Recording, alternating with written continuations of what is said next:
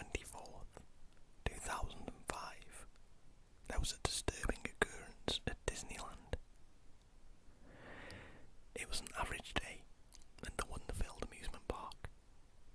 Families were scattered throughout the park. The excited squeals of children rang out over the crowds, and the Disney mascots wandered around and posed for pictures. Suddenly, the magic of Disneyland was shattered as a frantic call ran out over the crowd. "James, where are you? James, James." A mother was running around Main Street, calling out her son's name. Other mothers pulled their children closer to them as the woman ran around, her voice quickly growing from panic to horrible desperation. Tears began to roll down her face. Park security showed up and looked around. An announcement was made over the intercom to look for James with a description of what he was wearing. The boy wasn't found, and nobody volunteered any information. It was only a few hours later that something else happened. "Ronnie! Ronnie! Where's Ronnie?" The same horrible scenario all over again. A mother ran around shouting for her son and asking people if they had seen him.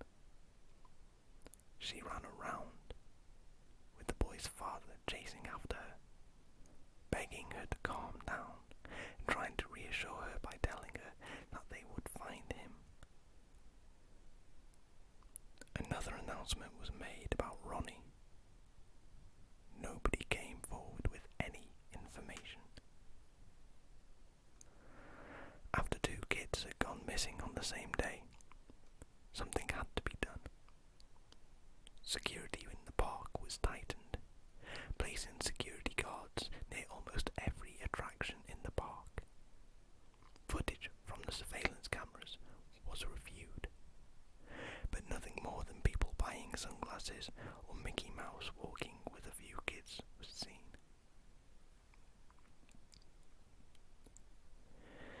There was one security guard who reported that one kid had told him that he had seen Ronnie. The guard said he was standing outside of one of the rides when a little boy walked up to him.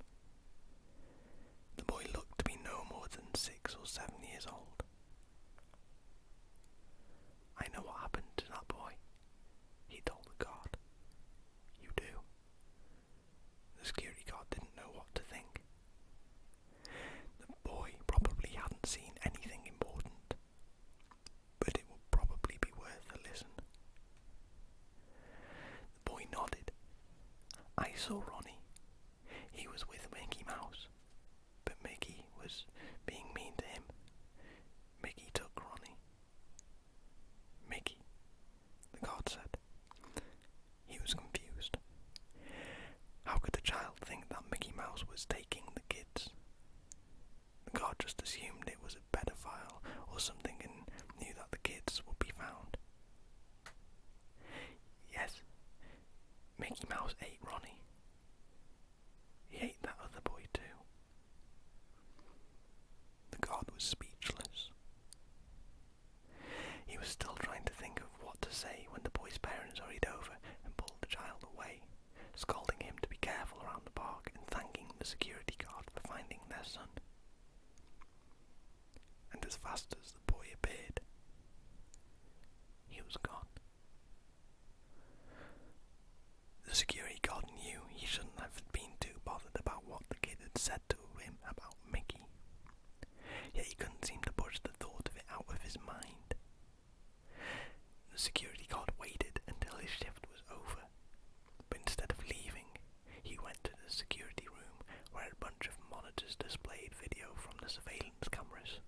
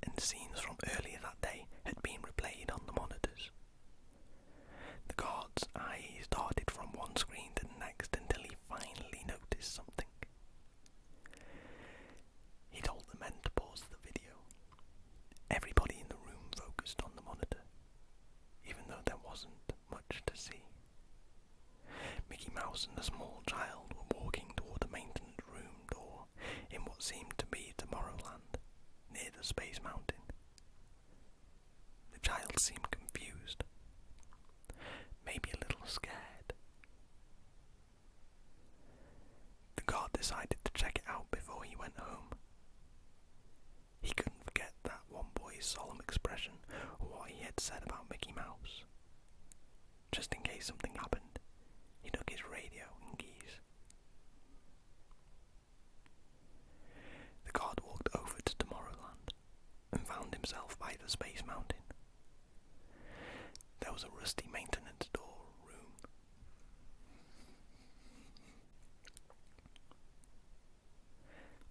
The guard walked over to Tomorrowland and found himself by Space Mountain. There was a rusty maintenance room door off to the side of the attraction, nearly hidden behind a few trash cans. He pushed the trash cans open to one side and tried to open the door only to find it was locked. The guard pulled out his keys and tried to find the one to open it. Finally, he managed to open the door. Inside, it turned out the maintenance room led to an old maintenance tunnel. The lights were off. The guard tried the light switch near the door, but the room remained in darkness.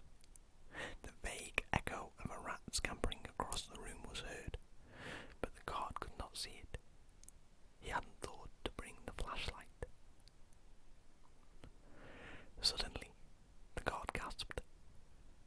His hand flew up to his nose. God, what was that horrible smell? It smelled like poisoned mushrooms or rotting meat infested with maggots. He tried not to breathe, but the smell was already in his nose. The guard tried not to let it sink into his tongue as he stepped further into the room. The only source of light was the door, which he had left wide open. He hoped the smell didn't get out so the guests could smell it. The guard assumed the maintenance tunnel went under Space Mountain, but in front of him was a dark, inky blackness. He squinted and had to hope for his eyes to adjust to the dark. For now, he could make out vague silhouettes and shapes. He began to walk into the tunnel, visibility decreasing with every footstep. His footsteps echoed off the walls, seeming to pound on the concrete floor. The guard suddenly stopped walking, a few feet away from a brick wall. He assumed he had just come into a turn. He looked left and saw nothing. He looked right and saw a small, flickering light. He decided to go toward the light and kept his hand on the wall so he wouldn't get lost. The smell seemed to be growing worse. After a short walk, he reached the light, which was actually coming from a small crack underneath a metal door. The door was rusted and bent, and the guard knew it wouldn't take much to rip it from its hinges. The security guard found the doorknob and gently opened it. The door squeaked as it came open. The smell seemed to explode out of the room, eager to get out. The guard tried not to violently puke at this terrible aroma and looked inside the brightly lit room.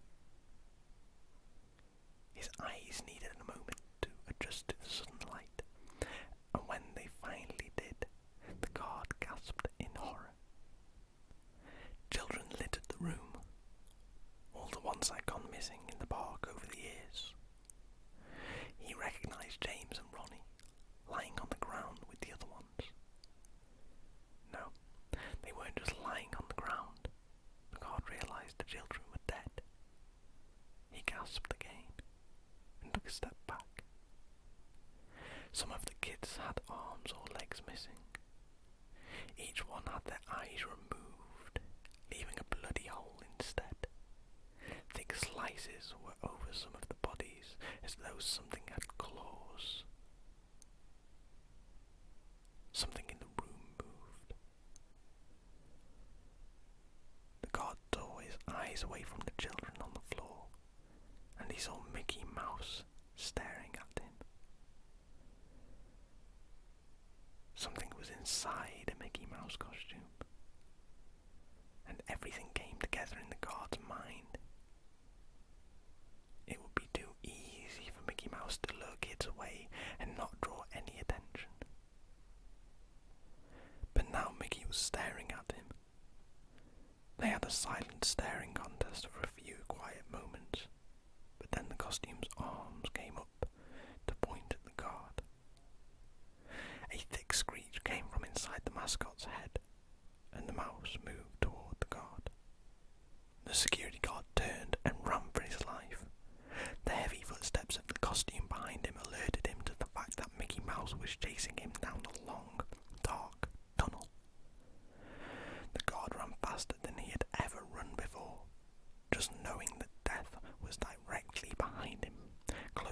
stab him with a claw, close enough to wrap its arms around him and drag him back into the room.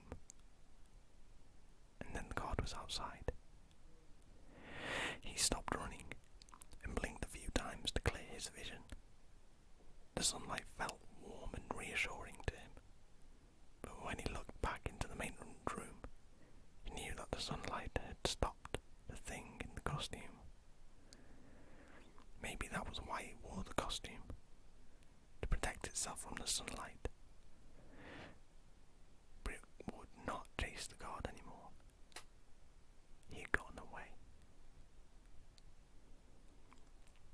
The security guard reached back into the maintenance room, groping for the doorknob so he could slam the door shut and make sure the thing didn't get out. He expected to feel Mickey's hand seize his hand and pull him in, but nothing happened. The guard slammed the door shut and sighed deeply. He was safe. The guard ran halfway across the park back to the security room. He told the other security guards that he had found something in the maintenance room. Told them to follow him and take their guns, which were only to be used in a dire emergency. When asked to explain, he said he had found the kids before he turned and began running back to the maintenance tunnel. A large group of guards entered the tunnel and found the kids all scattered on the cold concrete floor. A blood-covered Mickey Mouse costume also lay on the ground in the room, right next to all the kids, as though saying he'd always be there.